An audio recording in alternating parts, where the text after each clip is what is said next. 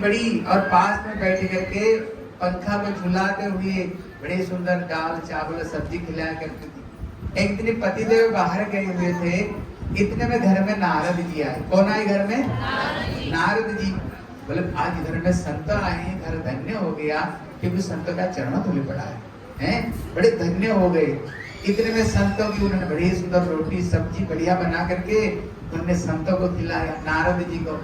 नारद जी भोजन करने का बाद उन्होंने जब उसको देखा ध्यान देकर सुना, जब उन्होंने देखा उसको ललाट पे तिलक नहीं और गले में तुलसी कट्टी नहीं, मतलब है किसी सदगुरु से उसने दीक्षा ग्रहण नहीं किया। इसलिए शास्त्र में बताया, देखो ये शंकर जी पार्वती को कहते हैं, बोले अदीक्षितस्य बाहोरु कृतम सर्वम निरर्थकम पशु जोनिंग मवाप्नोति दीक्षा विरक्तना। इसका मतलब बोले हे पार्वती, इसी जीवन में जो दीक्षा मंत्र ग्रहण नहीं किए और जिनकी ललाट में तिलक और कंठी नहीं है, वो जो कुछ ठाकुर को सेवा पूजा करते हैं वो सब के सब निष्फल है। दान पुण्य सब उसका निष्फल। आप देख लेना, घर में जब पंडित आता है, जब तक तुमको तिलक नहीं लगाएगा कोई पूजा करता है? क्यों? तिलक के बगैर वो पूजा सेवा सब जैसे वो निष्फल हो जाता है, सब बेकार हो जाता है। इसलिए कहते जिसकी ललाट में तिलक नहीं, गले में कंठी नहीं, अगर कोई ठाकुर को भोग लगाते हो ना, ठाकुर जी उसको ग्रहण नहीं करते हैं। क्यों? ये जो शरीर गोस्वामी जी कहते हैं पंच रचित ये अधम शरीर। आप बताओ, 2 घंटा आप ब्यूटी पार्लर में जाते हो सजने के लिए, ब्यूटी पार्लर 2 घंटा सजो अच्छे तरह से। अगर गर्मी का समय हो 5 मिनट के लिए धूप में आ जाओ, क्या होगा? तुम्हारे जो 2 घंटा ब्यूटी पार्लर में सजी ना, तुम्हारे रोम से बदबू आने लग जाती है। आती की नहीं बदबू, सारे श्रृंगार खत्म। आप सवेरे देखो मुंह से बदबू, आंखों से गंदी और नीचे से टाटी पेशाब तो निकलती रहती है। ये शरीर गोस्वामी जी कहते हैं अधम शरीर। लेकिन ये शरीर का पवित्र होगा जब गले में कंठी और तुलसी धारण करेंगे, तिलक लगाएंगे, तब ये शरीर पवित्रता। जैसे ठाकुर को भोग लगाओ, भले ही जितने कुछ भोग लगाओ, छापा न भोग 36 व्यंजन, लेकिन बिना तुलसी प्रभु एक न। अगर तुलसी दल नहीं दिया उस ठाकुर जी ग्रहण नहीं करते हैं। कहते जिनकी गले में तुलसी कंठी जब वो धारण करते हैं, ये शरीर ठाकुर को समर्पित हो, ठाकुर जी की समर्पित हो गया। इसलिए जब महाराज जब तो क्या कहते हैं, जो भजन नहीं करते उसको मत ले आओ, बोले पता नहीं चलेगा। उदाहरण क्या? बोले 2 तरह के कुत्ते हैं, एक पालतू कुत्ता और एक फालतू कुत्ता। बोले पालतू कुत्ता कैसे पता चलता? बोले गले में पट्टा बंधा हुआ रहता है, पता चलता किसी घर की कुत्ते। और जिस गले में पट्टा नहीं वो कौन? वो फालतू कुत्ते हैं। आप देखना, पालतू को तो कोई मारता नहीं और फालतू को कोई छोड़ता नहीं। अगर गले में कंठा नहीं तो सब हम फालतू कुत्ते सब रोड में घूमने वाले कुत्ते हैं। ये सब रोड में घूमने वाले कुत्ते। इसलिए गले को कभी गले में से खाली नहीं करनी चाहिए। गुरु जी कहते थे, अगर गुरुदेव एक बार पट्टा पहना दिया गले में, किसी कारण से अगर टूट गई, गुरुदेव कहते थे जब तक तुझको 2 बार मत पहनो, पानी तक भी मत पिया करो। क्यों? गले में तुलसी है ना, जब कोई चीज खाते हैं तुलसी को टच करते हुए जाता है, वो पवित्र करते हुए जाता है। कोई बोली बोलते हैं वो पवित्र होकर के निकलता है। इसलिए उन्होंने देखा गले में कंठी तिलक नहीं, उन्होंने जो कुछ खिलाया था वो सब उल्टी कर दी। नारद जी ने उल्टी कर दिए। बोले दीक्षा विहीन व्यक्ति से मैंने भजन कर लिया, बड़े दुखी हो गए। बोले बाबा क्या करनी चाहिए? बोले बेटी, जब तक तू दीक्षा मंत्र नहीं लोगे, गले में कंठी और तिलक नहीं लगाओगे ना, तुम्हारे हाथ में खाना नहीं खाएंगे। बोले गुरुदेव अभी मेरे को दीक्षा मंत्र दो। दीक्षा मंत्र दिए। बोले गुरुदेव कुछ उपदेश है? बोले देख बेटी एक काम करना, जो दीक्षा मंत्र नहीं लिए उनसे थोड़ा दूर रहा करो, और कभी जरूरत पड़े मेरे को बुलाना, मैं आ जाऊंगा। गुरुदेव चले गए, पति आए। जब पतिदेव आए, पहले तो पति का चरण में पानी धो करके चरणामृत लेती थी। जब पति आए ना, उन्होंने दूर से पानी को फेंक करके दूर से दिया। पति को पास में फटकी नहीं। और जो भोजन पास में बैठा करके भोजन कराया करती थी, पंखा झुलाती थी, अभी दूर से थाली को सरका करके दूर से फेंक करके दी। अब पति को बोल दिया आज मेरे साथ में सो नहीं सकती, दूसरे घर से आकर।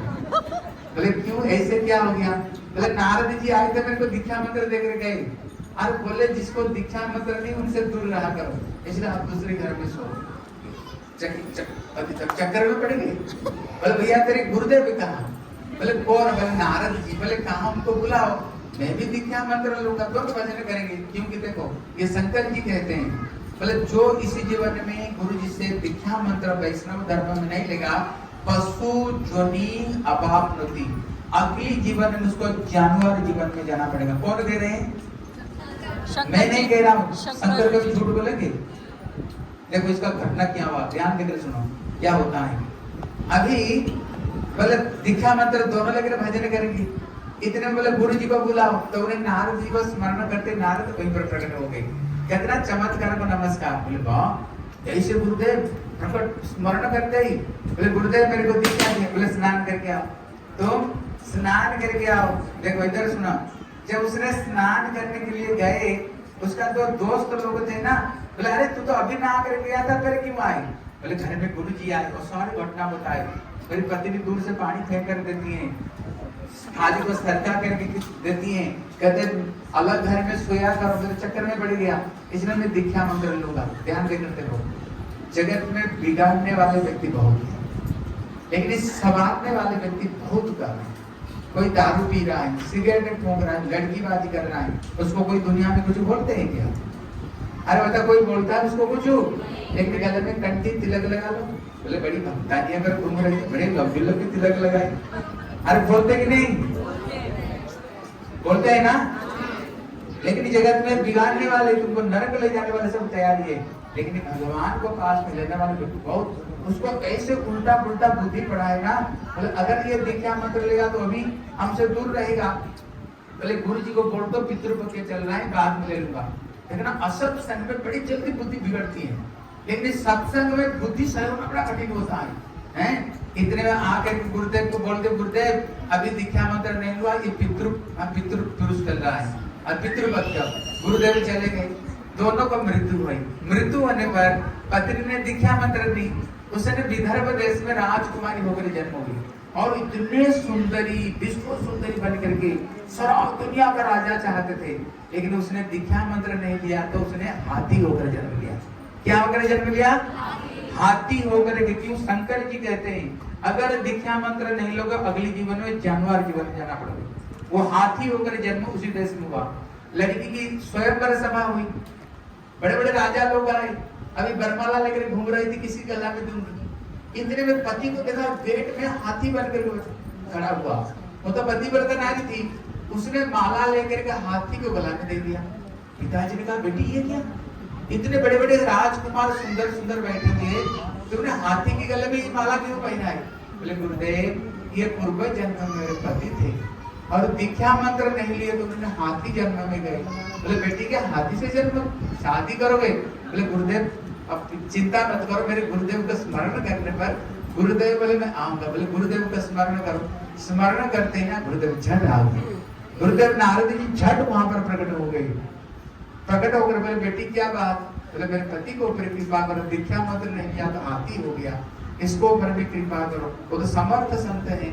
जब सर पर हाथ रखना, इतने में हाथी ने बड़े सुंदर एक राजकुमारी बनकर प्रकट हुआ, बड़े सुंदर राजकुमार बनकर प्रकट हुआ। इतने में प्रकट होते ही झट नारद जी के चरण में गिरी। बोले गुरुदेव जल्दी जल्दी मेरे को दीक्षा मंत्र दो। मैंने असत संग से पढ़ करके दीक्षा मंत्र नहीं लिया तो हाथी जन्म लिया, अगर फिर बनूंगा तो फिर जानवर बनूंगा, जल्दी जल्दी मेरे को दीक्षा मंत्र दो। कितना कल कर सो आज करो और आज कर सो अब, और कल में प्रलय होगी बहुरी रहेगा। उन्होंने दीक्षा मंत्र दिए, दोनों भगवान की भजन करते हुए कहाँ गए? भगवान की धाम को गए। इसलिए नियम है ये जीवन में पा करके दीक्षा मंत्र को लेकर भगवान की भक्ति और भगवान की भजन करनी चाहिए। ठीक है, बोले श्री वृंदावन बिहारी लाल की, आज के आनंद की।